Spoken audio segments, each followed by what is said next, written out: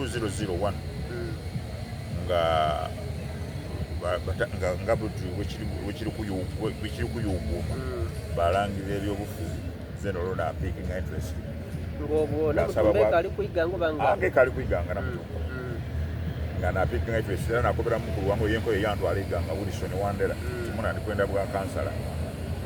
olwokuba yali so close ku eyali by then kansala the late Sam Wako yakatidde namusirimuwali sose walinda kuba by then are not kamwe haji yakati walirinzeeko kumemale nenda kuba kaitagana ni Sam Wako. I said it's okay. After all, politics is not nakani kusikagana migua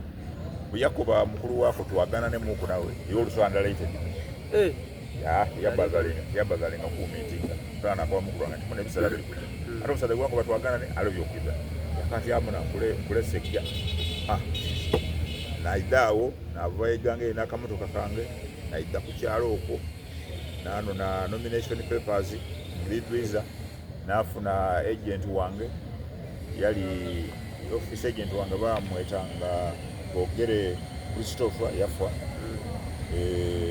owundi eyanominatinga yali mulamu wange wafumbirwa ono omukulu Wilson Gonko eyantwala iganga n'owundi eyansemba bamweta Kadanda Wilson era abo bakali baliyo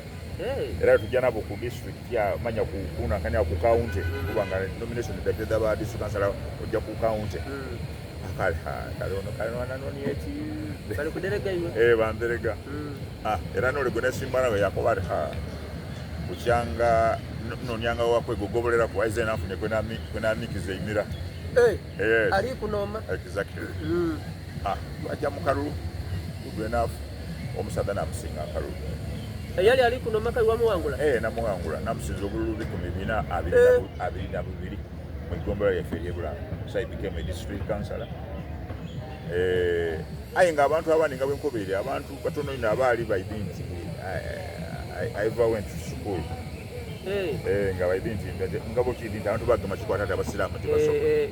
ne bali ngani family yeni bwamu ya butotoba for education yanza yakomana mu P2 in fact yakoma birano yakoma mpita asobola okusomesa omuntu yajja ku level bakizula luvannyuma nga was educated era mukulu kyafu yasoka yalonda mukyala Lydia kuba voice ngafuna ebizibu mu kanso Lydia Kibwika former first MP wa ABCT wana Mukumba district kanko mukusooka yali kansala yes yali kansala yali mukansala mu kanso yo mugenzi bayitanga bageya nsolo kai yaba kansala era mu kanso ya kyafu era no kanso ya becoming around the kuluyirwe so kyafu had to okumuzalamba yampa that chance okuba vice chairman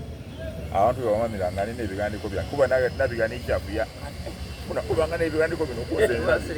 ati abe jini nakati you are free to take them anywhere you feel yes jambo bwa voice ero bwa voice yo natambula nabo ekisande ekyasoka bakwera obwa 5 yes ngayo lakoze ku yali asabuze ku omwaka ole nani Lydia wa habuli yalina yo mukanso nga kanso erikwenda kutola mu bwesi gwa bitibiki so kyafoko bati okusabulazinga this council no kamutolewo ayikisike kifuka kisigale era busiki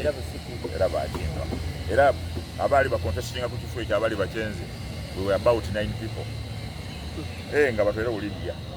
abantu bali mwenda mubao bona mba tuli kunajja restaurant sawa nga zino diti nafuna isimu lindeta ngandeta ni mukama wange kyafu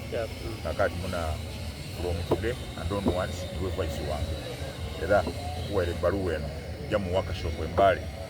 represent me as the district watandikiraga emirimo yes wajanga chairman najanga chairman olonde eno bakoleshi banka kase mukanso